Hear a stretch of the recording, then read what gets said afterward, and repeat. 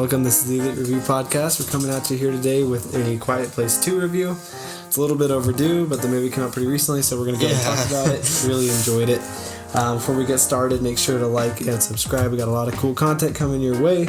We are currently doing the Harry Potter series, along with the Lord of the Rings series, along with the Loki series. So keep just checking in for those videos there if you're interested in any of those.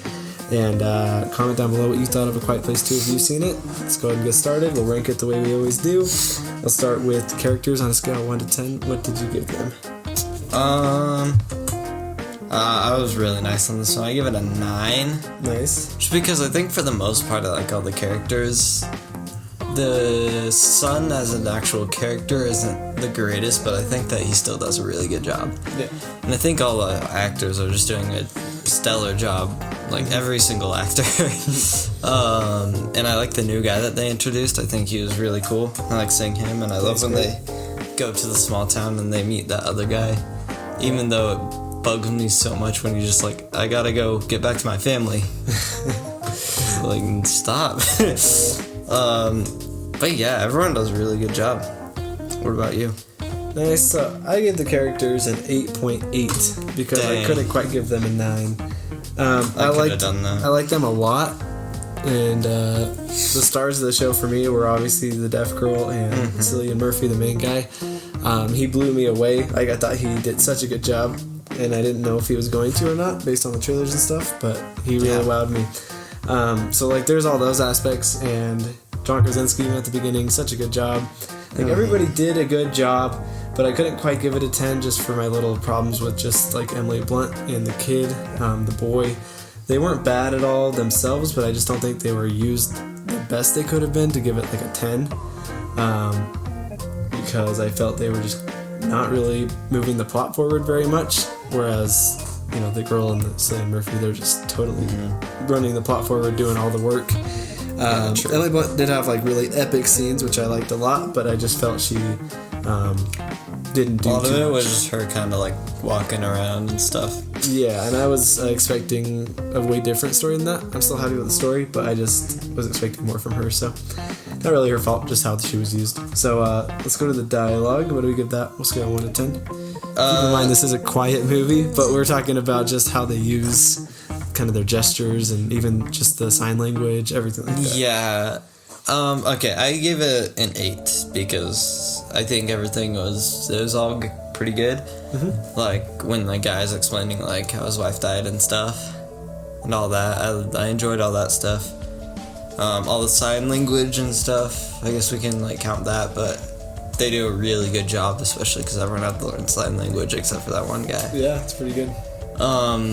I do find it a bit weird how when they're outside and stuff, they're just talking now. Like, I agree with they're that. Whispering, but like, this is new. You couldn't have done this last movie. Yeah, I agree with that. Like, even like in the hot, like they're whispering and stuff. I don't know. That bugged me when I was watching like good continuity. Yeah, but all the dialogue that was spoken and signed was good. Cool. Yeah, what about you? I gave it an 8 as well, because yeah, they do a good job with what they have. Once again, Cillian Murphy with the girl, just how they have to talk to each other, but he doesn't like know sign language, so she kind of has to like mouth things to him and read his voice as well. Really cool stuff. And then I think all the dialogues just expressed well, especially between the brother and the sister. I really don't have any problems with it, but I agree. I think that was a big problem. Is I felt like they didn't have to be as quiet. They were a lot less careful in this one. Yeah, and in the first one they couldn't whisper a word at all. So I felt just like that during this movie, but nothing too huge. Let's get to the visuals. We'll look at the movie. Okay, visuals, I went pretty high here. I went for a 9. Alright.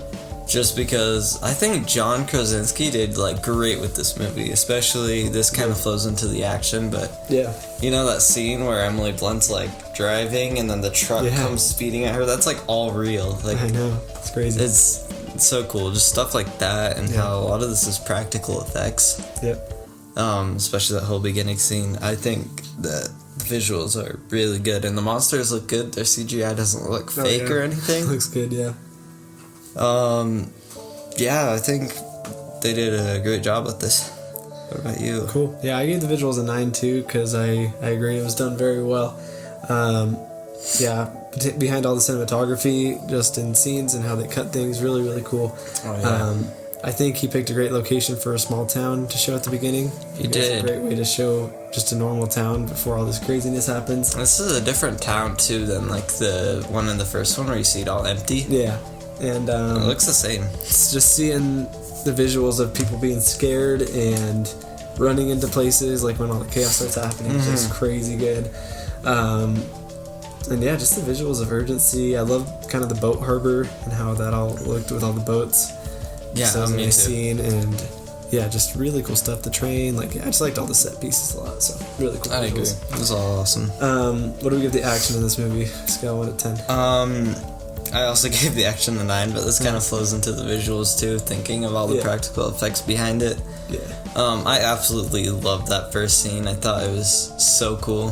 All the action and stuff, like the car flipping over, and yeah, it's crazy. I think they did a really great job. I also love that one scene on the dock, when that guy jumps into the water, so the monster would go get the other guys. That's cool. I thought all that stuff was a lot of fun, and of course, like all the Emily Blunt stuff. That was all a lot of cool stuff. I like it all.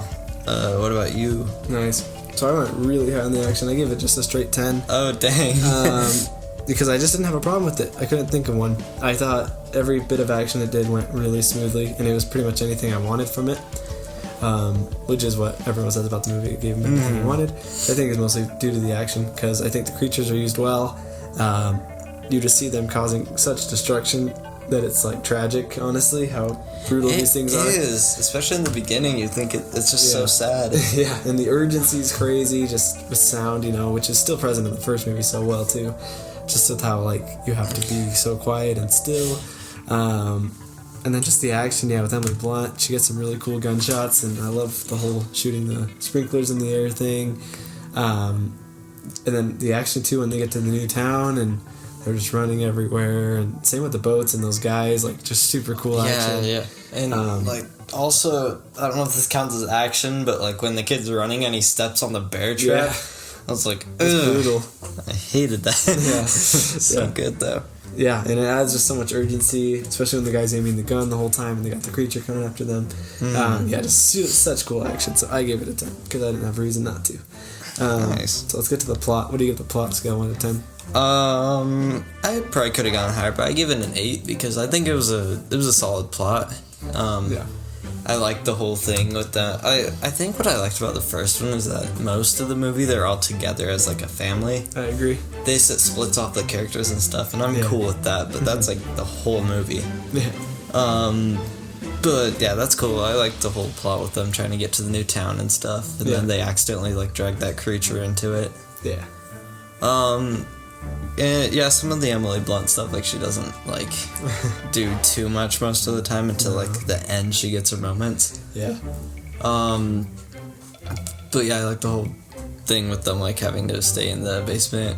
I thought it was kind of dumb when the kid got out though and it was dumb. Walked around. I was like, come on, man. Yeah, that was to create conflict, but it's okay, I guess. Yeah, it felt kind of forced. It really was, yeah.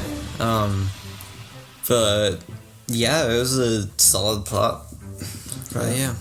Yeah, I gave the plot an 8 as well because I think, when I think about which movie I like more between the first and second, I like the first slightly more. Yeah, I probably due to the plot.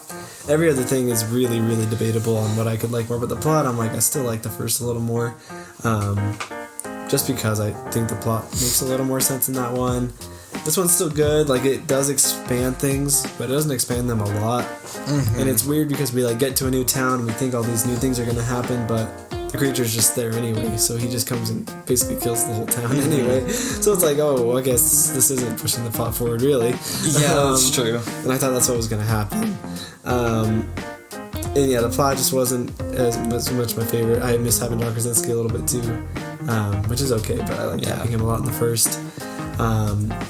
And then I think there were just better plot elements in the first one that I enjoyed a lot more, her about to have a baby and stuff and how it's crazy, so things like that, But then the plot was still good here. I just felt by the end of it I was I don't really know what's gonna happen now. I guess I guess they're gonna meet up with each other probably. I don't know what they're gonna do after that. But I just felt, I was like, once they made it out of town, I was like, oh wow, we're maybe gonna see a third one where they're in a town, or I don't know. So I just felt it was kind of just like, oh okay, I guess we're not really moving forward too much.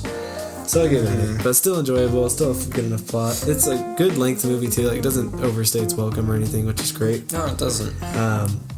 I just think I would have preferred to see a little more expansion, I think.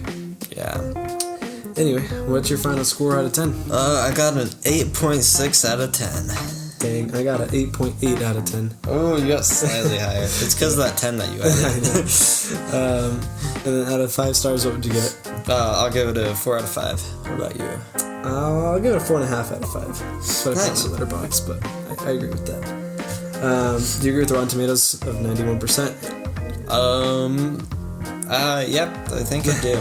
How about you? I could go a little bit higher, but... Yeah, I'm pretty good with 91. Yeah. 91 is pretty good. I could go then the first one would be, like, a bit higher. Yeah, I'd give the first one, like, a 95 or something. I agree, yeah. But still a good movie, solid sequel. Didn't ruin the franchise. John Krasinski is a genius. He is, yeah. And everyone should go see this movie, especially if you like thrillers or anything like that. Anyway, make sure to check us out. Make sure to like and subscribe. You can check us out on Instagram at the Elite Review Podcast. Like I said, we're going through Lord of the Rings, Harry Potter, Loki. So stay tuned for our Loki episode 1 review. We'll be talking about that show. And just stay tuned for our future videos and let us know what you thought of A Quiet Place 2. You guys have a great week. See you guys.